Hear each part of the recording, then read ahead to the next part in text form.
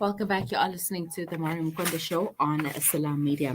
So, kids today seem to have busier schedules than before as we shuffle them off from one activity or sports practice to another. But what if your child is not the social butterfly? What if your child spends their break times alone or their school times alone and basically they're just always alone? Uh, there's nothing wrong with your child. Let's just clear that first of all. But what do you do as a parent? Joining me on the line right now is Timan Esterhuizen, who is a parenting coach, entrepreneur, author, and a mother, to give us a little insight on how you can get your kids to open up, socialize, and make friends. Good morning, Timan.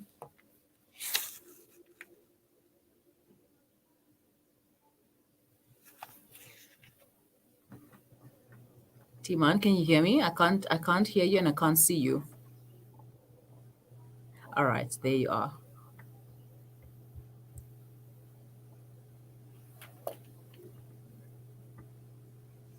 All Morning.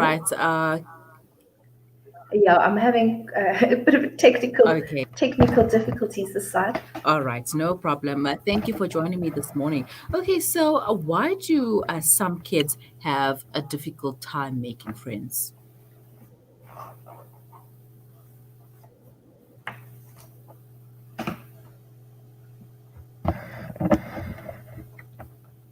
Can you hear me at all? Yes, I can hear you. Can you hear me, Timan? Give a thumbs up if you can hear me.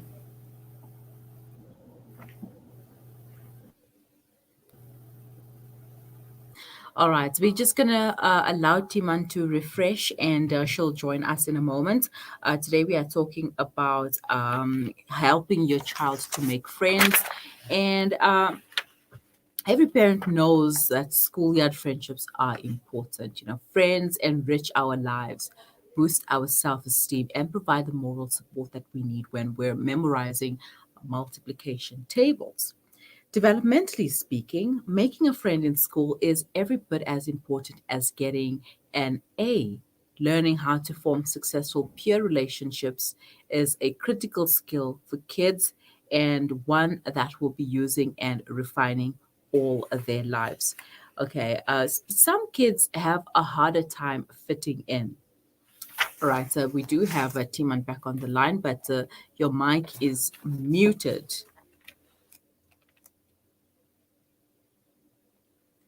Timan, give me a thumbs up if you can hear me, but your mic is mute.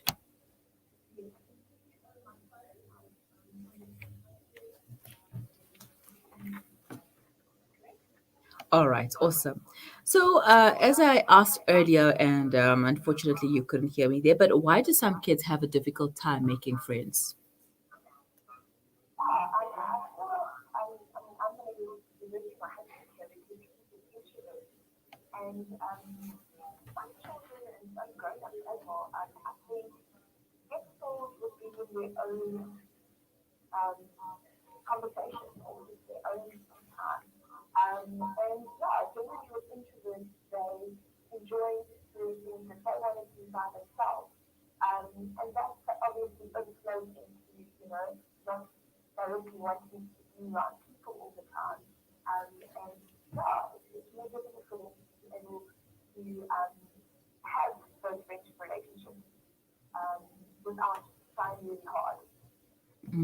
Now, what are the signs that parents can be aware of if their child is not making friends at school?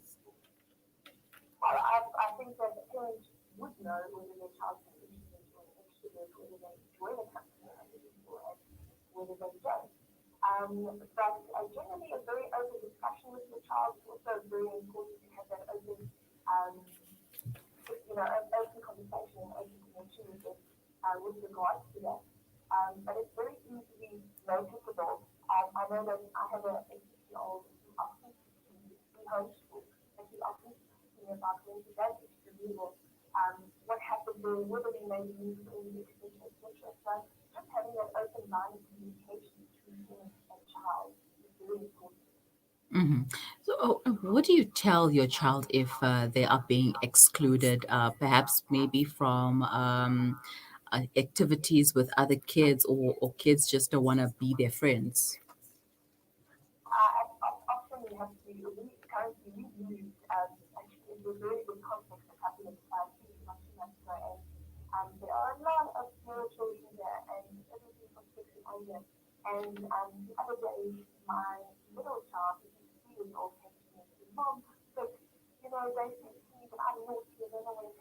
I said to him, well, are you naughty? You know, so I feel like the foundation should be so strong in who they are. They should know who they are. And through that, it should flow. So I said to him, are you naughty? And he said, no, I'm not. I said, well, who do you believe? Do you believe yourself? Do you believe me? Do you believe the foundation that we've laid for you? Or are you going to believe a friend or someone else? And he said to me, well, I'm not naughty. So I said, well, there you go. And that made him be excluded initially. But then when I said that to him, he went, okay, well, I'm not naughty. So, and he went back and he said, well, I'm not naughty. So they included him into the game again. So yeah, I think being able for a child to know who they are is very important. Mm-hmm. And I think parents, we make the mistake of telling our child that they are naughty and that's why nobody wants to be their friends and stuff, instead of changing things around, like you mentioned, when you ask your child, are you naughty, instead of telling your child it's because you are naughty. Okay, so how do you teach your child to make friends? Okay, so I mean, let's talk about introverts and extroverts again. So introverts, a very good way for them to make a friend and have a strong bond is for them to be able to have one-on-one play dates with that specific person. So that makes them feel comfortable, and it's within their boundaries of being an introvert, so one-on-one. And then obviously with your extroverts, they love big groups of children. And again, going back to the foundation where you teach your child common decency, good manners, and discipline at the end of the day. And you teach them how to approach a friend.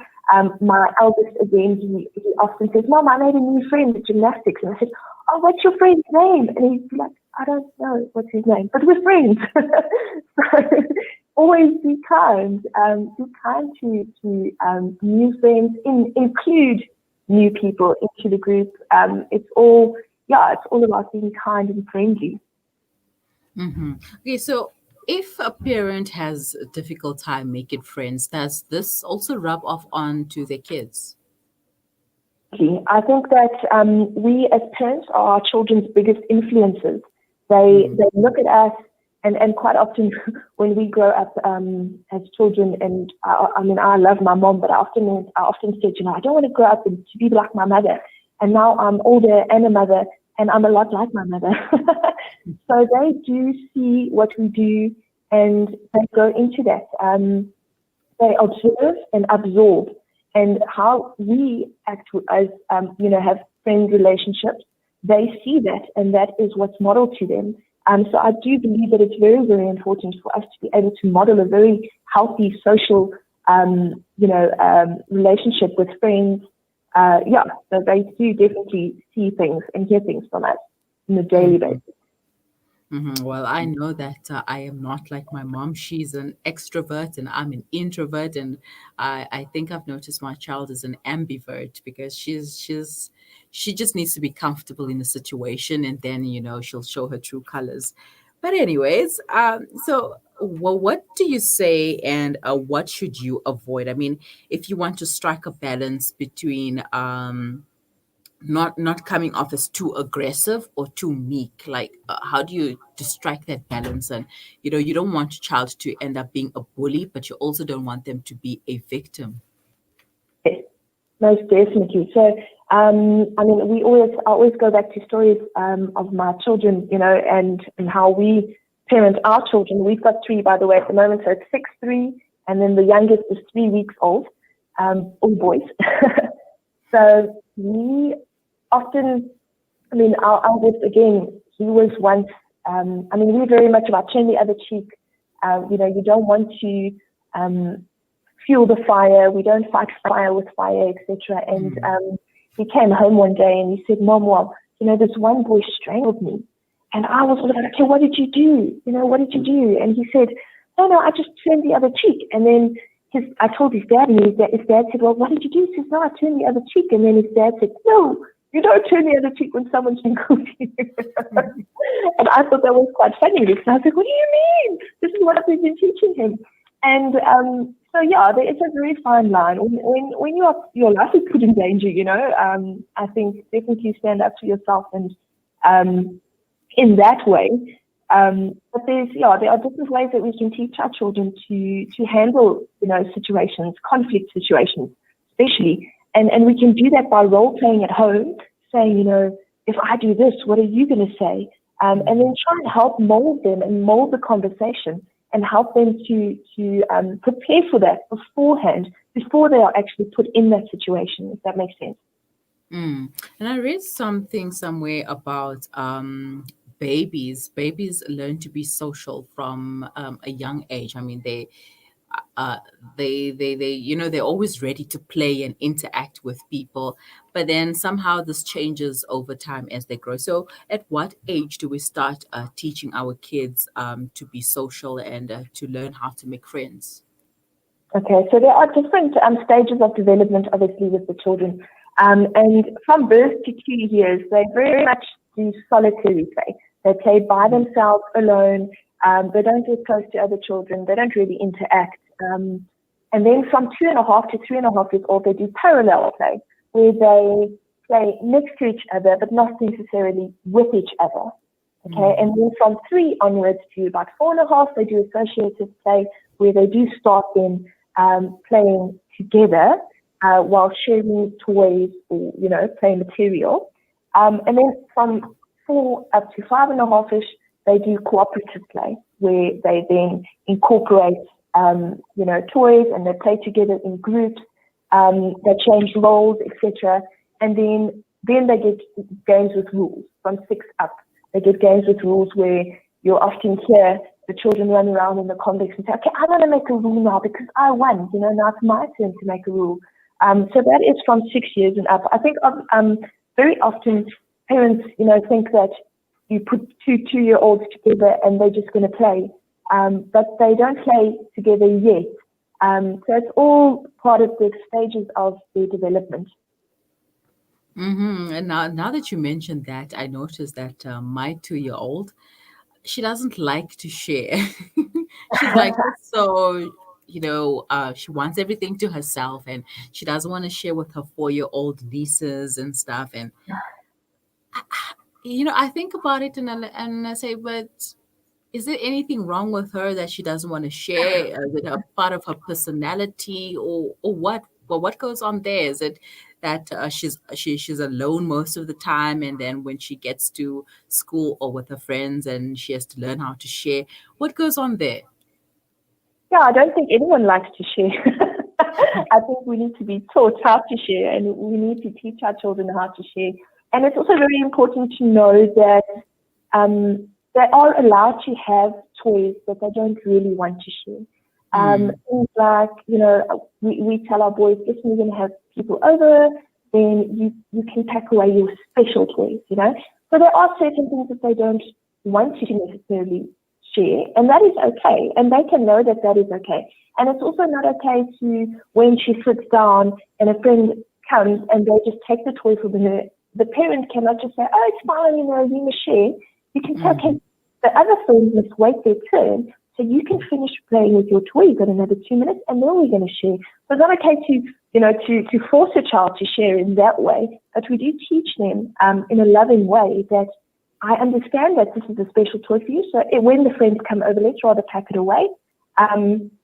Or if it's not a special toy, you can finish your turn and then we're going to share with our friends, So very important with those special toys as well as their comfort toy, something that they hold, something that they might sleep with, etc.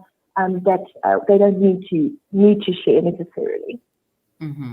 All right, Timan, time is not on our side, but quickly, do you have a website that we can, or social media pages that our listeners and viewers can log on to if they need any more information?